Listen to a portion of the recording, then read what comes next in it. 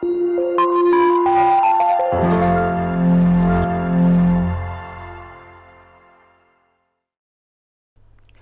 students, hope you all are doing good. Today we are doing a chapter named Local Self-Government in Urban Areas. What we are going to read in this chapter about the municipal corporation and about the ward councillor solution. At recent times, there has been a rapid growth in the rise of urbanization due to the growth of cities spread over big areas. Cities are more densely populated than rural areas. They are classified as big, medium or small cities on the basis of their population. Recent time में urbanisation बहुत rapidly grow कर रहा है क्योंकि ज़्यादातर जो लोग हैं वो गांव से शहरों में रहने के लिए आ रहे हैं, इसीलिए सिटीज़ जो हैं वो बहुत ज़्यादा डेंसली पॉपुलेटेड हैं। एंड अगर हम बात करें क्लासिफिकेशन की तो बिग, मीडियम और स्मॉल सिटीज़ में इनको डिवाइड किया गया है क्योंकि इतनी बड़ी सिटीज़ को गवर्नमेंट अकेले हैंडल नहीं कर सकती, एक एक इंडिविजुअल को अटेंशन नहीं दे सकती, इसीलिए इनको अलग अलग क्लासिफाई कर दिया गया है। और इलेक्शंस होते हैं जिससे जो अर्बनाइजेशन है, सिटीज़ हैं, वहाँ की गवर्नमेंट चूज़ की जाती है ताकि वो वहाँ पर रहने वाले लोगों की जो सिविक एमिनिटीज़ हैं, जो बेसिक सुविधाएं हैं, उनको पूरा कर सके। Now what is municipal corporation? Generally, cities with a population of 10 lakhs or more are governed by municipal corporation. The cities are divided into a number of municipal wards. The members of the municipal corporation are elected by the people of each ward. Members of parliament and members of the state legislature elected from the area are also members of the municipal corporations. Special seats are reserved for scheduled tribe and scheduled caste. 1/3 of the seats are reserved for women. The elected representatives of the municipal corporations are known as councillors. Municipal corporations क्या होते हैं? जहाँ पर 10 लाख से ज़्यादा आबादी वाले जो शहर होते हैं वहाँ पर म्यूनिसिपल कॉरपोरेशन गवर्न करती है। सिटीज़ को अलग अलग म्यूनिसिपल वार्ड में डिवाइड कर दिया जाता है और हर एक म्यूनिसिपल वार्ड में अलग अलग इलेक्शंस होते हैं, लोग इलेक्ट करते हैं अपने रिप्रेजेंटेटिव को, हर एक वार्ड के लिए एक लीडर बनता है और जो मेंबर्स ऑफ पार्लियामेंट और मेंबर्स ऑफ स्टेट लेजिस्लेचर होते हैं वो भी इन्हीं वार्ड के मेंबर्स होते हैं। एंड स्पेशल सीट्स होती हैं इनमें म्यूनिसिपल कॉरपोरेशन में जो कि कुछ शेड्यूल्ड कास्ट के लिए और शेड्यूल्ड ट्राइब के लिए रिजर्व रहती हैं। एंड 1/3 ऑफ द सीट्स जो होती हैं वो विमेन के लिए रिजर्व रहती हैं। The elected representative of the municipal corporation are known as councillors और जो इलेक्टेड रिप्रेजेंटेटिव यानी कि लीडर बनते हैं उन म्यूनिसिपल कॉरपोरेशन वार्ड के, उनको काउंसिलर्स कहते हैं।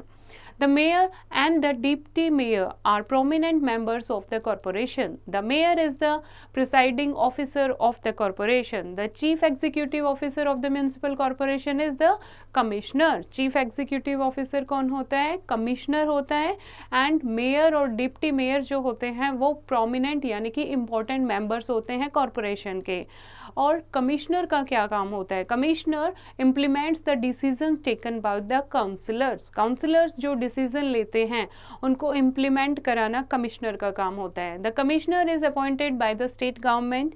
अ municipal corporation is elected for a period of 5 year.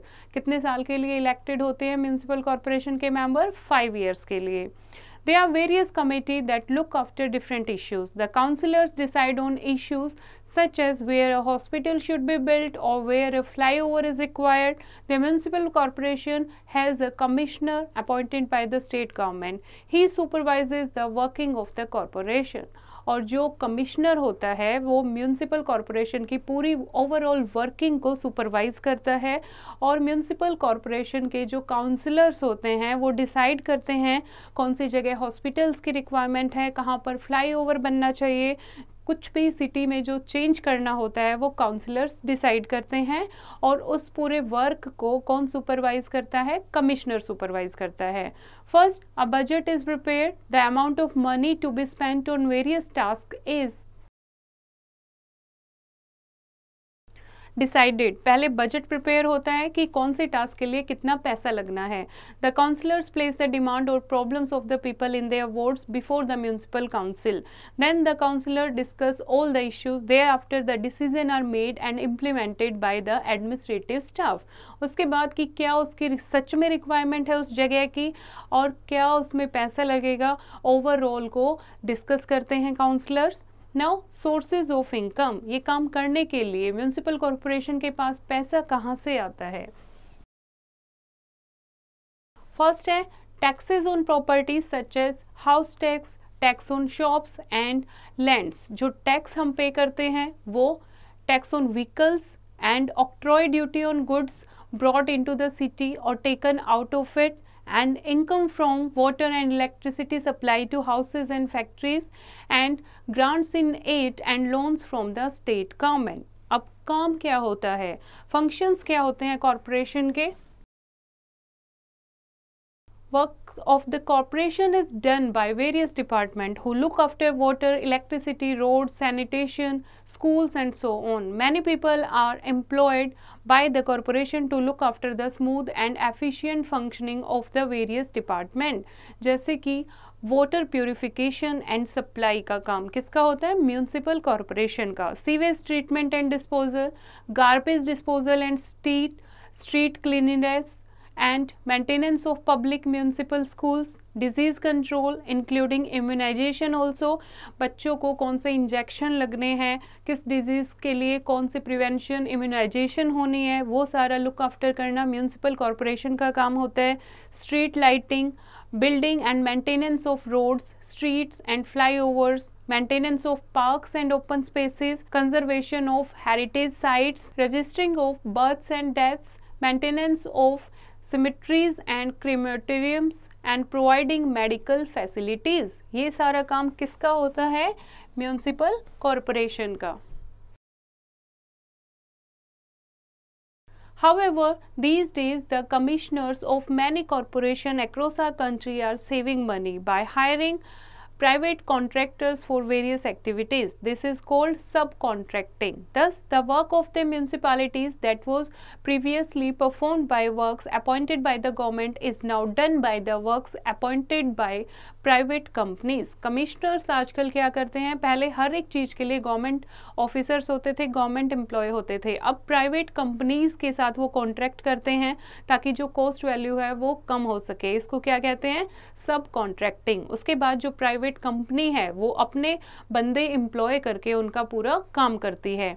The workers appointed by private contractors get less wages and their jobs are contractual, that is fixed for a particular time period. They help in collecting garbage, cleaning streets and even regulate the traffic at crossings. ये सारा काम look after करना किसका होता है, जो private contractual होते हैं वो कम वेजेस में ऐसे पर्सन एम्प्लॉय करते हैं जो कि गार्बेज कलेक्ट कर सकें, स्ट्रीट क्लीन कर सकें और ट्रैफिक को मेंटेन कर सकें.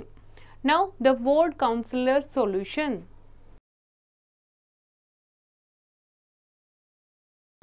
We can go to the ward councillor to make him aware of our problems like poor roads, sanitation, garbage, shortage of water and electricity. अगर हमें शहरों में किसी भी तरीके की दिक्कत होती है, अगर रोड ख़राब हैं या सफाई नहीं है, कोई भी गार्बेज से रिलेटेड कोई समस्या है या पानी का नहीं आ रहा है या इलेक्ट्रिसिटी नहीं है, तो हम किसके पास जा सकते हैं, हम काउंसलर के पास जा सकते हैं. He will hear our protest as we are the people who elect him. वो हमारी सारी बातें सुनेगा क्योंकि हम ही ने उन्हें इलेक्ट किया है. He will inform the problems to the commissioner who in turn will send the concerned person to visit the place. वो क्या किसको बताएगा, ये ड्यूटी किसको देगा, कमिश्नर को. कमिश्नर एक पर्सन को एम्प्लॉय करेगा इस काम के लिए, एक कंसर्न पर्सन को भेजेगा विजिट करने के लिए कि वहाँ पर क्या प्रॉब्लम है. उसके बाद जैसे कि सैनिटेशन इंजीनियर होते हैं, अगर कोई सैनिटरी से रिलेटेड कोई प्रॉब्लम है या गार्बेज से रिलेटेड कोई प्रॉब्लम है।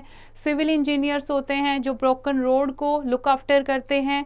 सो with the collective efforts of people of the municipal area, ward councillors, concern engineer and commissioner, the problem can be solved, but the responsibility in many cases such as collection of garbage lie within the sphere of our duty towards keeping the place clean. लेकिन government के साथ साथ वो तो अपनी duty कर ही रहे हैं, इसके अलावा हमारी खुद की भी ड्यूटी है कि हम अपनी जगह को साफ सुथरा रख सकें।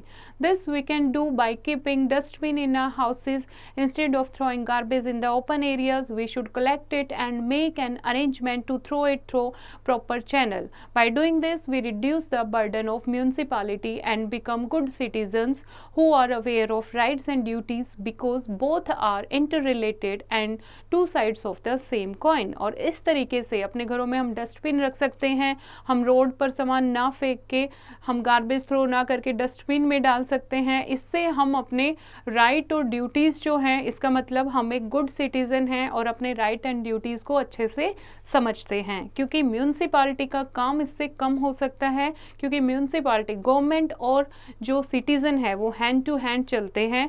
अगर हम गवर्नमेंट की हेल्प करेंगे तो गवर्नमेंट हमारे लिए हेल्प करेगी, हमारी वेलफेयर के लिए काम कर पाएगी। Now did you know Delhi, Mumbai, Kolkata and Chennai have municipal corporations. और कौन कौन से शहरों में म्यूनसिपल कॉरपोरेशन है? इंडिया के जो भी बड़े शहर हैं जैसे कि दिल्ली, मुंबई, कोलकाता एंड चेन्नई, सब में क्या काम करती है? म्यूनसिपल कॉरपोरेशन काम करती है। Now come to the key points. Local government bodies for the urban areas are the municipalities and municipal corporation. किसी भी अर्बन एरियाज में, शहरों में दो टाइप की गवर्नमेंट काम करती है, municipalities and municipal corporations. Municipal elections are held to elect the member of the municipal council every 5 years. They are elected directly by the adult population of the city. और जो 18 year से above होते हैं वो municipal council के member चुनते हैं और 5 साल के लिए मेंबर चुने जाते हैं। The local bodies provide civic amenities like supply of clean drinking water, electricity, construction and maintenance of roads, hospitals, etc. जो लोकल बॉडीज़ है ये लोगों की बेसिक सुविधाएं, बेसिक जो फैसिलिटीज़, एमिनिटीज़ उन्हें मिलनी चाहिए, जैसे कि क्लीन ड्रिंकिंग वाटर, इलेक्ट्रिसिटी या construction and maintenance of road या हॉस्पिटल या स्कूल्स होने चाहिए। लोकल बॉडीज़ का ये काम होता है। आई होप बच्चों आपको ये चैप्टर समझ आया होगा। फिर से इसको रीड करेंगे और एक्सरसाइज की प्रैक्टिस खुद करेंगे।